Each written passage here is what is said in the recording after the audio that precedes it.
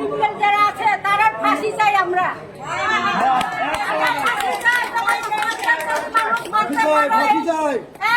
দুবি পরিবার ক্রিমিনাল পরিবারে যদি বিরাট মানুষ মারতে পারে ফিল্টার মধ্যে আমরা আরো তোমরা পালাইবা না, আরো এরারও মারতে পারবো।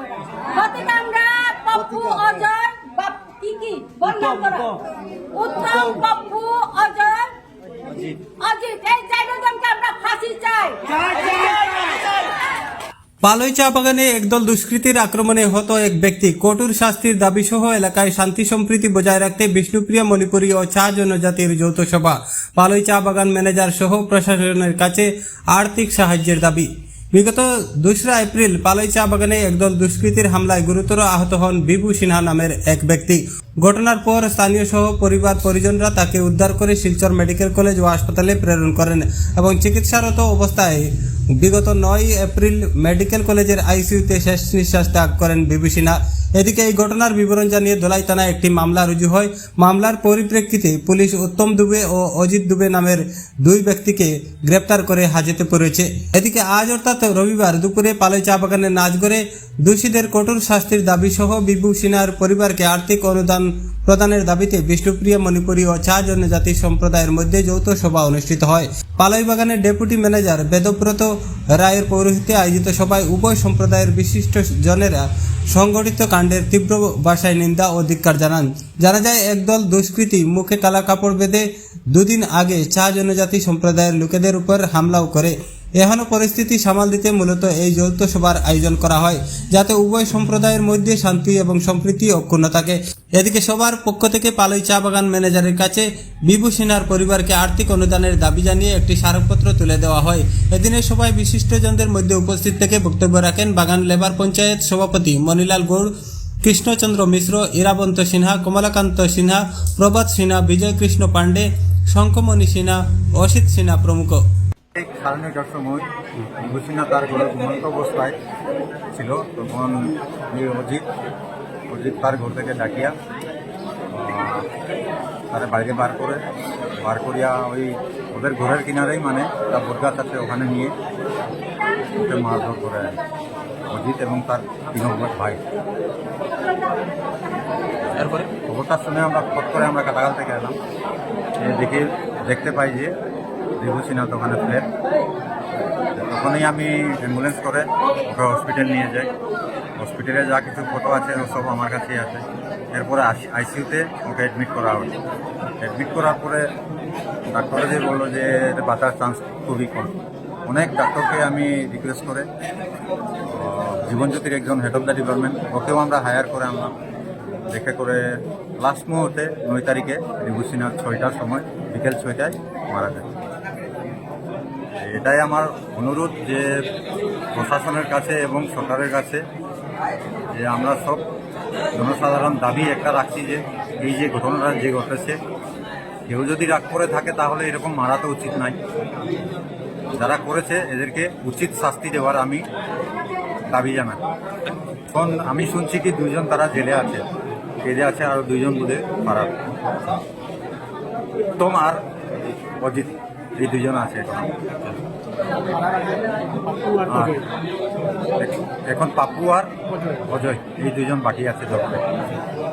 এই প্রশাসনের কাছেও অনুরোধ জানাই যে এই বাকি 2টা যে এখন বাঁচে আছে এদেরকে তারা ধরার চেষ্টা করবে।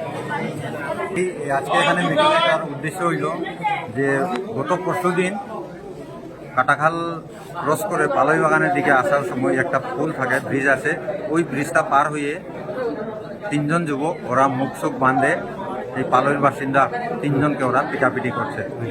এখন এই ঘটনাটা মানে অতিরিক্ত ক্রিটিক্যাল হয়ে যাচ্ছে। কীরকম বলে এখন বাগানের যেগুলো লোক ওরা ভাববে যে আমরা কাটাখালের লোক ওদেরকে পিটাপিটি করছে, কিন্তু আমি এই বিষয়টা নিয়ে আমি বাগানের ম্যানেজার আছে এবং বাগানের যেগুলো সদস্য লোক আছে ওদের কাছে আমরা বিনম্র করে আমরা প্রার্থনা করে একটা মিটিং জড়িত করি। এর মিটিংয়ের মাধ্যমে আমরা এই যারা তৃতীয় পক্ষে যে যারা এই কাজটা যে করছে এদেরকে ধরার একটা আমরা প্ল্যানিং করছি। আমরা কাটাখালের 15 জন লোক এই পদক্ষেপ নিতে রাজি নাই এখনো, যে আমরা যে কাকেও আমরা পিটাপিটি করবো। এখানে আমরা পিটাপিটি করে কোনো লাভ নেই, কোনো পাওয়ার কিছু নেই। যা হওয়ার ঘটনাটা হয়ে গেছে, আর প্রশাসন এখন যে ঘটনা ঘটেছে ওদের বিপক্ষে প্রশাসনে এখন আইন আছে, ওই আইনে ওদের শাস্তি দেওয়া হবে। আমরা শাস্তি দেওয়ার কোনো ইয়ে নেই।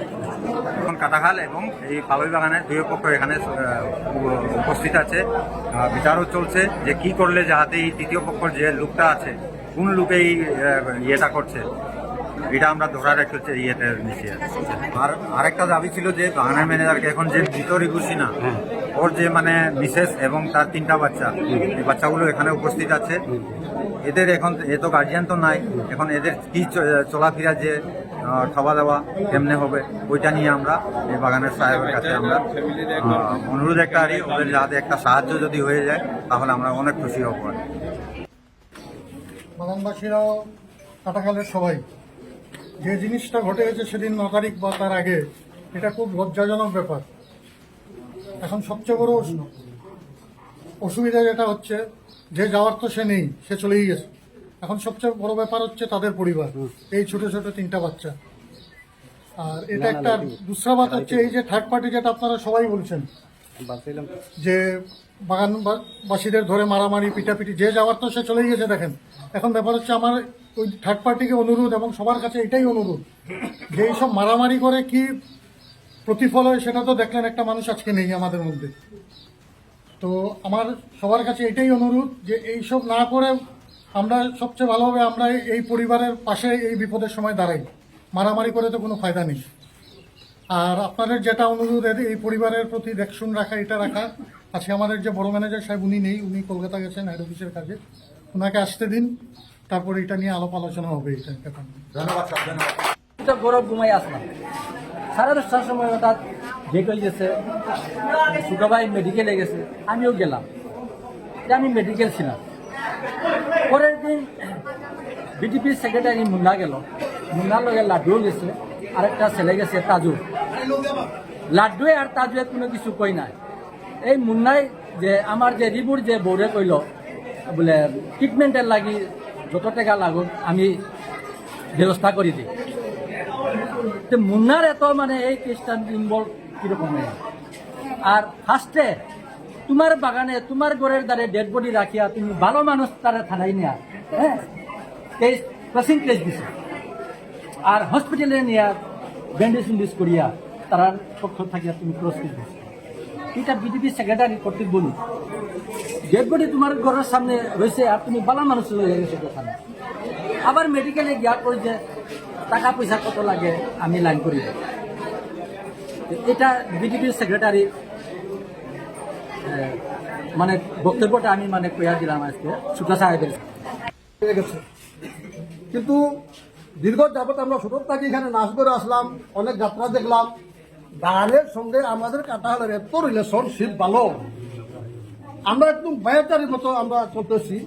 এই জায়গার মধ্যে একটা ঘটনা হয়ে গেল, এটা অনেক নিন্দনীয়, মানে খারাপ। আর তাই আজকে ওই যে তারার কারণে আমাদের আজকে যারা আছে বাগানের ভাই বোনেরা আমাদের এখানে গিয়ে কাজ করে, আমরাও তাদের নিয়ে চলি, এটাতে বহুত ব্যাঘাত পড়ে। আরো অন্যান্য মানে এই যে রাজনীতিক নিয়ে অনেক দ্বন্দ্ব হবে। তাই আমরা আজকে আমরা ডিসাইড করলাম কালকে মিটিং করে কাটাহালে যারা বাগানের মুরব্বী এবং আমাদের কাটাহালের মুরব্বী নিয়ে আমরা একটা শান্ত পাই। যদি ভুল থাকে কোনো খারাপ পাবে না, মার্জনা করবেন। আমি কোনো খারাপই আমি এই বক্তব্য রাখেন না, কারণ আমরা আরো আগে থাকতাম, আরো ভালোবাসা প্রেমে থাকতাম। এখন মেইন একটা কানুনের আমাদের হাত থেকে একটা কানুনের হতে গেছে। যারা অপরাধী এরা কিন্তু আপনারাও আপনারা সহযোগিতা করুন, যাহাতে এরা যাহাতে পানিশমেন্ট পায় কানুনের খাতাতে। এইরকম রুলে কানুনের কোনো কিছু নাই যে মানুষ মার্ডার করা। যাই হোক, একটা ঘটনা ঘটিয়েছে, এটা কানুনি ব্যবস্থা, যাহাতে আমরা যাহাতে দ্বন্দ্ব না করিয়া শান্তি শৃঙ্খলা আমরা সবাই প্রেম থাকা, এইটাই আমাদের কামনা।